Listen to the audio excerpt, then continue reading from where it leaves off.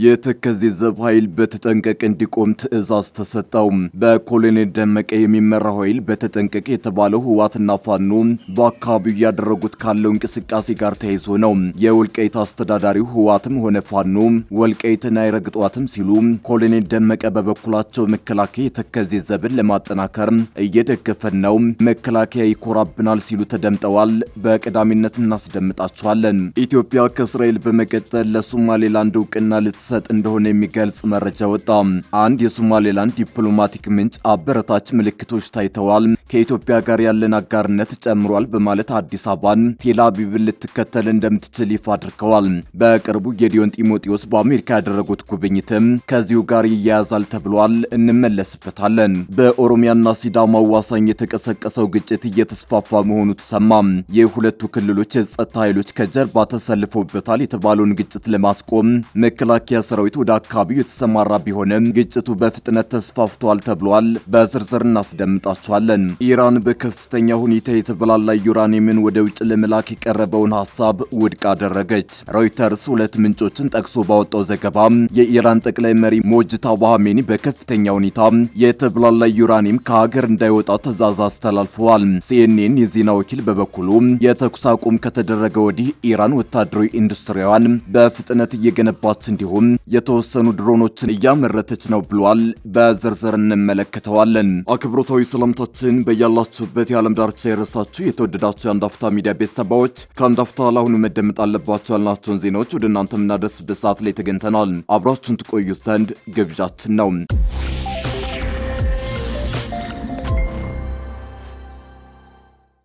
የተከዜ ዘብ ኃይል በተጠንቀቅ እንዲቆም ትዕዛዝ ተሰጠው። በኮሎኔል ደመቀ የሚመራው ኃይል በተጠንቀቅ የተባለው ህወሓትና ፋኖ በአካባቢው ያደረጉት ካለው እንቅስቃሴ ጋር ተያይዞ ነው። የወልቃይት አስተዳዳሪው ህወሓትም ሆነ ፋኖ ወልቃይትን አይረግጧትም ሲሉ፣ ኮሎኔል ደመቀ በበኩላቸው መከላከያ የተከዜ ዘብን ለማጠናከር እየደገፈን ነው፣ መከላከያ ይኮራብናል ሲሉ ተደምጠዋል። በሰሜኑ ጦርነት ወቅት በአማራ ክልል ስር ሆኖ የተደራጀው የወልቃይት ሁመራ ዞን ባለፉት ተከታታይ ዓመታት የተከዜ ዘብ በሚል በርካታ ታጣቂዎችን አሰልጥኖ እያስመረቀ ነው። ይህ ታጣቂ የማደራጀት ስራ በርካታ ህገ መንግስታዊ ጥያቄና ፖለቲካዊ ትችት ይነሳበታል። በተለይም ይህ የተከዜ ዘብ የተባለው የታጣቂ አደረጃጀት ከትግራይ ልሂቃን በኩል በመከላከያ ሰራዊቱ ይደገፋል የሚል ክስ የሚነሳበት ነው። ስለዚሁ ጉዳይ ኮሎኔል ደመቀ ዘውዱ በትናንትናው ዕለት አነጋጋሪ አስተያየት ሰንዝረዋል። የተከዜ ዘብ መከላከያ የሚመካበት እንደሆነ በልበ ሙሉነት ተናግረዋል። አሁን ላይ የተከዜ ዘብ መከላከያ የሚመካበት ኃይል ሆኗል፣ ለሀገር ይጠቅማል፣ መጠናከር አለባችሁ ብሎ መከላከያ ከጎናችን ሆኖ እየደገፈን ነው ሲሉ ተደምጠዋል። የወልቃይት ዋና አስተዳዳሪ አቶ አሸተ ደምለው በበኩላቸው ጠላቶቻችን ብዙ ሊያስቡ ይችላሉ፣ ማለም ይችላሉ፣ እንዳይፈጽሙት ማድረግ ግን በእጃችን ነው የሚል ንግግር አድርገዋል። በእርሳቸው አባባል ወልቃይት ነጻ ከወጣ 5 ዓመት ሆኖታል ያሉ ሲሆን ህወሓትም ሆነ የእሱ ተላላኪ ባንዳዎችና ባዳዎች ወልቃይትን በብዙ መልኩ ይመኟታል፣ ከዚህ በኋላ ግን አያገኟትም፣ በቴሌቪዥን ያዩዋታል እንጂ ተከዜን ተሻግረው አይረግጧትም ሲሉ ዛቻ የተቀላቀለበት ማስጠንቀቂያ አሰምተዋል። አቶ አሸተ በንግግራቸው የህወሓት ተላላኪ ባንዳዎች ሲሉ የጠሯቸውን አካላት በስም አልጠቀሱም። ነገር ግን የወልቃይት አመራሮች በተደጋጋሚ የፋኖ ታጣቂዎችን የህወሓትን አጀንዳ አስፈጻሚ ተላላኪ ሲሉ ነው የሚከሱት። በዚህ አውድ ካየነው አቶ አሸተ የህወሓት ተላላኪ ሲሉ የጠሩትን ኃይል የፋኖን ታጣቂ ይመስላል። የወልቃይት አስተዳዳሪዎችና የፋኖ ታጣቂዎች አይንና ናጫ ሆነው በአካባቢው በተደጋጋሚ ወደ ግጭት ሲገቡ ተስተውለዋል። አቶ አሸተ ንግግራቸውን ቀጥለው እኛ የማንነት ጥያቄያችንን ለማስመለስ በትጥቅም በሰላማዊ መንገድ እንታገላለን ይላሉ። የተከዜ ዘብ 2 ትጥቆች አሉት። እነሱም የሐሳብ ትጥቅና የብረት ትጥቅ ናቸው። በሐሳብ ሰላማዊን ትግል እናካሂዳለን፣ ነጻነታችንን ሊያሳጡን ከመጡ ደግሞ በብረት ትጥቅ እንዋጋለን በማለት ተደምጠዋል። ቀጥለውም ብዙ ከብብታችን ገብተው የሚጎነትሉን በርካታ ናቸው። በተከዜ ዘብ መሃል የሚገባ ወንድም ወንድሙን እንዲገደል፣ አመራሩን እንዲገደል ጠላት ያሴራል፣ እምቢ ብላችሁ መታገል አለባችሁ በማለት ለተከዜ ዘብ ሚሊሻዎች ንግግር አድርገዋል። ኢትዮጵያ ከእስራኤል በመቀጠል ለሶማሌላንድ እውቅና ልትሰጥ እንደሆነ የሚገልጽ መረጃ ወጣ። አንድ የሶማሌላንድ ዲፕሎማቲክ ምንጭ አበረታች ምልክቶች ታይተዋል፣ ከኢትዮጵያ ጋር ያለን አጋርነት ጨምሯል በማለት አዲስ አበባን ቴል አቪቭን ልትከተል እንደምትችል ይፋ አድርገዋል። በቅርቡ ጌዲዮን ጢሞቴዎስ በአሜሪካ ያደረጉት ጉብኝትም ከዚሁ ጋር ይያያዛል ተብሏል። ሶማሌላንድ ከሶማሊያ ተለይታ ነጻነቷን ያወጀችበትን 35ኛ ዓመት የምስረታ በዓል ባሳለፍነው ሰኞ ግንቦት 10 ቀን 2018 ዓ.ም ስታከበር በበዓሉ ማግስት በአፍሪካ ቀንድ ቀጠና ውስጥ የነበረው ትኩረት በዝምታ ወደ ኢትዮጵያ ዙሯል። ይህም አዲስ አበባ ከእስራኤል በመቀጠል ለሶማሌላንድ በይፋ እውቅና የምትሰጥ ሁለተኛው ሀገር ልትሆን ትችላለች ወይ የሚለውን ያልተቋጨ ጥያቄ በድጋሚ እንዲቀሰቀስ አድርጓል። በ2016 ዓ.ም በኢትዮጵያና በሶማሌላንድ መካከል የተፈረመውን የመግባቢያ ስምምነት ተከትሎ ተፈጥሮ የነበረው መነቃቃት ከቀዘቀዘ በኋላ የተረሳ መስሎ የነበረው ይህ ጉዳይ አሁን በተጀመሩ አዳዲስ ዲፕሎማሲያዊ እንቅስቃሴዎች በቀይ ባህር መተላለፊያ መስመር ላይ እየተጠናከረ በመጣው የጂኦፖለቲካዊ ፉክክርና ኢትዮጵያ አስተማማኝ የባህር በር ለማግኘት በምታደርገው ቀጣይነት ያለው ጥረት ሳቢያ በድጋሚ አገርሽቷል።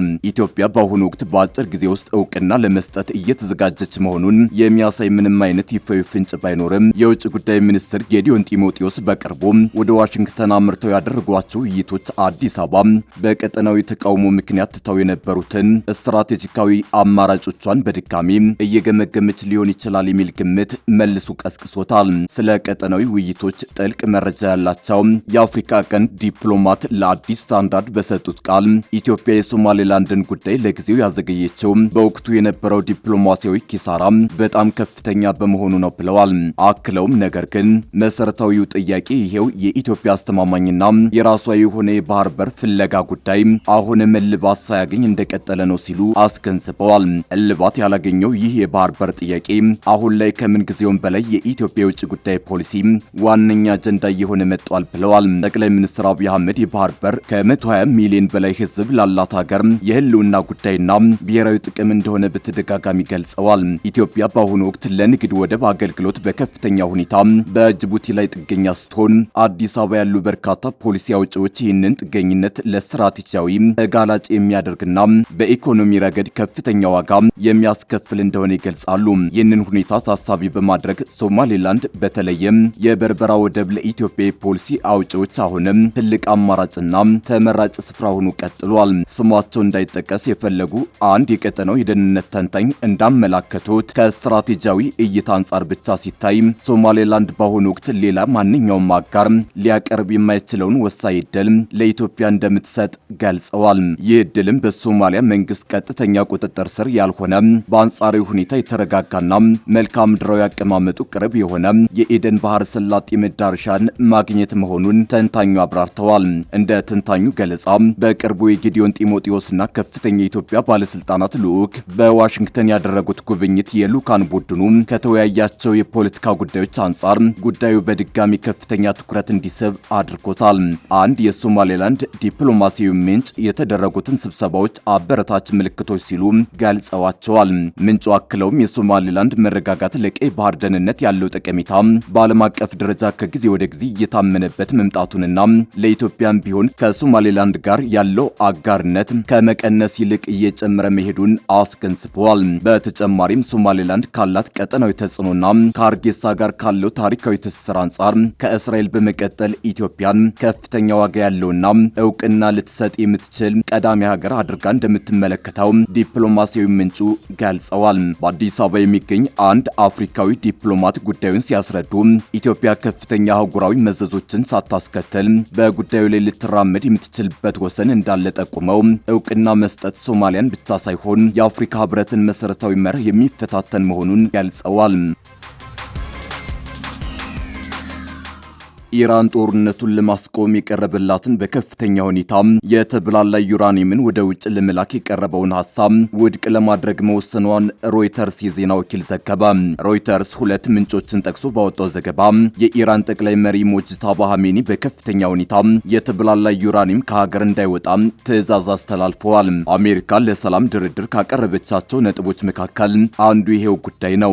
የጠቅላይ መሪው ውሳኔ የፕሬዝዳንት ዶናልድ ትራምፕን አስተዳደር ሊያስቆጣ የፖለቲካና የድርድር ሂደቱን ሊያወሳስብ ይችላል። ሮይተርስ ያነጋገራቸው የእስራኤል ባለስልጣናት እንደሚሉት ኢራን ያከማቸችው የተብላላ ዩራኒየም ከሀገሪቱ እንደሚወጣ ለእስራኤል ማረጋገጫ ሰጥተዋል። የሰላም ስምምነት ላይ ኒውክሌር ጦር መሳሪያ የመስራት ነጥብ ላይ የደረሰው የተብላላ ዩራኒየም ከኢራን እንደሚወጣ መናገራቸው ተገልጿል። ስለ ጉዳዩ የኢራን መገናኛ ብዙሃን እስካሁን ድረስ ዘገባ አላወጡም። ኢራን ከአሜሪካና ከሌሎች ምዕራባውያን ጋር ለዘመናት ሲያወዛግብ የቆየው የኒውክሌር መርሃ ግብሯን ሙሉ ለሙሉ እንድታቆምና ከጥቅም ውጭ እንድታደርግ የቀረበላትን ጥያቄ ባለመቀበሏ ነው። በአሜሪካና በእስራኤል የተከፈተባትን ጦርነት ለማቆም ከቀረቡላት ቅድመ ሁኔታዎች መካከል አንዱ የኒውክሌር መርሃ ግብሯ ቢሆንም ኢራን አልተቀበለችውም። ይህ በእንዲህ እንዳለ አሜሪካና እስራኤል በከፈቱት ጥቃት ወታደራዊ አቅሟ የተመታባት ኢራን የተኩስ አቁም ከተደረገ ወዲህ ወታደራዊ ኢንዱስትሪዋን በፍጥነት እየገነባች እንዲሁም የተወሰኑ ድሮኖችን እያመረተች መሆኑን ሲኤንኤን የአሜሪካ የስለላ መረጃዎችን ጠቅሶ ዘግቧል። የአሜሪካው ቴሌቪዥን ጣቢያ ያነጋገራቸው 4 ምንጮች እንደገለጹት የኢራን ጦር መጀመሪያ ላይ ሲጠበቅ ከነበረው ፍጥነት በበለጠ ሁኔታ አቅሙን እያጠናከረ መሆኑን የዋሽንግተንን የስለላ መረጃ አመላክቷል። በአሁኑ ጦርነት ጥቃት የተፈጸመባቸው የሚሳኤል ስፍራዎች፣ ማስወንጨፊያዎችና የማምረቻ አቅሞች እየተተኩ መሆኑ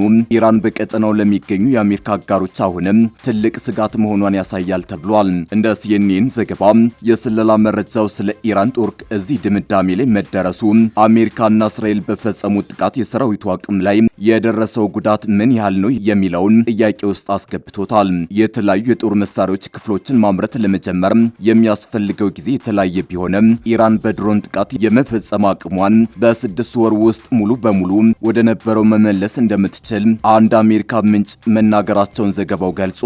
ሲኤንኤን ያነጋገራቸው ባለስልጣናት ኢራናውያን የስለላ ማህበረሰቡ ለመልሶ ግንባታ ያስቀመጠውን የጊዜ ሰሌዳ በሙሉ አልፈዋል ማለታቸው ተጠቅሷል። ሲኤንኤን ያነጋገራቸው ባለስልጣናት ኢራናውያን የስለላ ማህበረሰቡ ለመልሶ ግንባታ ያስቀመጠውን የጊዜ ሰሌዳ በሙሉ አልፈዋል ማለታቸው ተጠቅሷል። ዘገባው እንደሚያመላክተው ኢራን ከታሰበው በበለጠ ፍጥነት መልሶ መገንባት የቻለችው በተለያዩ ምክንያቶች ነው። ከሩሲያና ቻይና ያገኘችው ድጋፍ እንዲሁም አሜሪካና እስራኤል ተስፋ ባደረጉት መጠን ከፍተኛ ጉዳት አለማድረሳቸው በምክንያትነት እንደሚጠቀሱ አንድ ምንጭ ተናግረዋል ተብሏል። አሜሪካና ኢራን የተኩስ አቁም ካደረጉ ሳምንታት ቢቆጠሩ እስካሁን ድረስ ጦርነቱን በዘላቂነት የሚያስቆም ስምምነት ላይ አልደረሱም። አሜሪካ ፕሬዝዳንት ዶናልድ ትራምፕ ኢራን የሰላም ስምምነት የማትፈጽም ከሆነ ጥቃት እንደሚፈጽሙ አስጠንቅቀዋል። በኦሮሚያና ሲዳማ አዋሳኝ የተቀሰቀሰው ግጭት እየተስፋፋ መሆኑን የሲዳማ ክልል ሰላምና ጸጥታ ቢሮ አስታወቀ። የሁለቱ ክልሎች የጸጥታ ኃይሎች ከጀርባ ተሰልፈውበታል የተባለውን ግጭት ለማስቆም መከላከያ ሰራዊት ወደ አካባቢው የተሰማራ ቢሆንም ግጭቱ በፍጥነት ተስፋፍቷል ተብሏል። ሲዳማ ክልል ምስራቃዊ ሲዳማ ዞን ጭሬ ወረዳና በኦሮሚያ ክልል ምስራቅ ጉጂ ዞን ሀራንፋማ ወረዳ አዋሳኝ አካባቢዎች የተቀሰቀሰው ግጭት እየተስፋፋ መሆኑን የሲዳማ ክልል ሰላምና ጸጥታ ቢሮ አረጋግጧል። በሁለቱ ክልሎች አዋሳኝ ልዩ ስሙ ጉባኤ ሄማ ተብሎ በሚጠራ ቦታ ላይ የተቀሰቀሰው ግጭት የሰላማዊ ሰዎችን ሕይወት መቅጠፉን እንደቀጠለ ነው። ጉባኤ ሄማ ላይ የተቀሰቀሰው ግጭት ከሁለት ቀን በኋላ መከላከያ ሰራዊት መግባቱን ተከትሎ በአንጻራዊነት የተረጋጋ ቢሆንም በሌላ አቅጣጫ መስፋፋቱን ቢሮ ገልጿል። ግጭቱ የተስፋፋው ወደ ሲዳማ ክልል አሮሬሳ ወረዳ ሲሆን በአካባቢው አዋሳኝ ቦታዎች ላይ በቡድን መሳሪያ የታገዘ ተኩስ መኖሩ ተጠቁሟል።